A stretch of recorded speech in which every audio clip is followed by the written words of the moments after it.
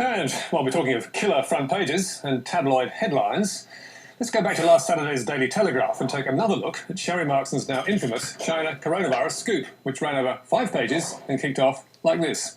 World exclusive. China's batty science. Bombshell dossier lays out the case against the People's Republic.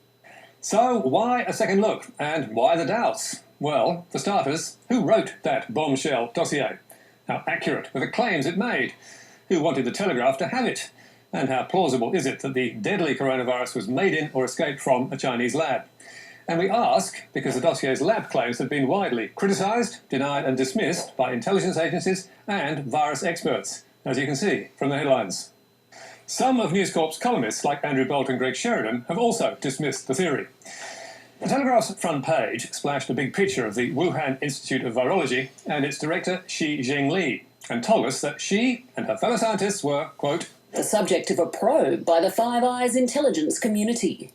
Which is a powerful group of spies from the US, UK, Australia, Canada and New Zealand. The telly also told us the Chinese scientists were accused of destroying evidence of the virus from a Wuhan laboratory, and proclaimed in this headline inside, government dossier claims incurable virus invented at lab with links to Australia. Markson described the dossier as a 15-page research document and an agency report, and said it had been prepared by concerned Western governments.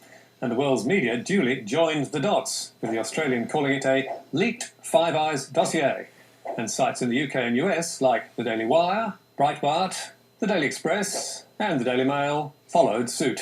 Bombshell, Five Eyes Western intelligence dossier. The leaked files show the nations have evidence the virus was leaked from the Wuhan Institute of Virology. Fox News in the US also claimed the dossier came from the intelligence services of the US, UK, Australia, Canada and New Zealand, and invited Markson on. She told Tucker Carlson the dossier's claims were facts, not propaganda, and he praised her for an amazing piece of journalism. This is the most substantial confirmation of what we suspected that we've had so far, and because it's a multinational effort, I think it would be hard to dismiss it as a political document. Everyone is taking this very seriously because it's not supported, as you say, by political angles. It's supported by facts. Everything that's contained in this document is factual. But again, in Australia, like in the US, there are, of course, those left-wing sections of the media that don't want to believe that this virus may have leaked from a laboratory. And of course, we don't know that yet. That's being investigated, but they don't want to even think about it. But it's not just the left-wing media who have challenged it. As we told you last week, Scott Morrison has come down strongly against the lab theory, and since then, Five Eyes intelligence agencies have dismissed it too. And meanwhile, the head of President Trump's coronavirus task force, Dr. Anthony Fauci, has scotched the theory in an interview with National Geographic. This could not have been artificially or deliberately manipulated. And virus experts like Columbia University's Maureen Miller have queued up to agree. It's extremely unlikely that this virus originated in the lab. And as a result, questions are being asked about where the dossier came from and who wanted it published. And suspicion has fallen on the US, where President Trump and his Secretary of State Mike Pompeo, as you may recall, have been busy pointing the finger at China. Have you seen anything at this point that gives you a high degree of confidence that the Wuhan Institute of Virology was the origin of this virus? Yes, I have. Yes, I have. There's enormous evidence that that's where this began. So, was the telly's bombshell dossier just pushing this White House line? Last week, the Sydney Morning Herald and The Guardian both claimed the dossier was not prepared by the Five Eyes intelligence group and that it was neither secret nor high-level. Senior members of the Morrison government and Australian intelligence agencies at first had trouble finding the document.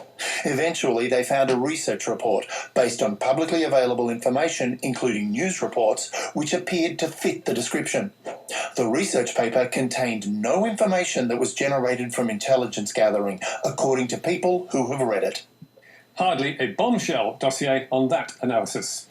Or on the verdict of one security source, who described it to MediaWatch as, quote, old, filed away, ignored, discarded, and even complete crap. So, where did it come from?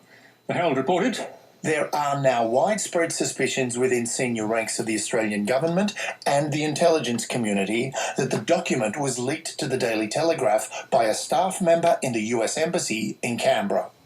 There is no hard evidence for that, and Sherry Markson has certainly not confirmed it, telling the Herald that 2 governments, quote, contributed to the dossier, but she's not said which ones or published it so others may judge. And her scoop has left some outraged. The Herald reported, Labor MP Anthony Byrne, the deputy chair of the influential Intelligence and Security Committee, was incensed by the report of the dossier. And added that Byrne had told ministers, Australia shouldn't accept intelligence that doesn't exist and fall for a tricked-up document. We're told another member of the Intelligence and Security Committee was appalled by the Telegraph's articles. And on Friday, 2 ex-Labor foreign ministers, Gareth Evans and Bob Carr, a regular China defender, joined the condemnation. It seems the US Embassy gave a confected report to an Australian newspaper inflating baseless claims that the COVID-19 virus was hatched in a Chinese laboratory in Wuhan. Pushing the Wuhan lab line in defiance of all intelligence assessments is just another nail in the coffin of US international credibility. It's crucial for our own that we don't get further sucked into Trump's political agenda.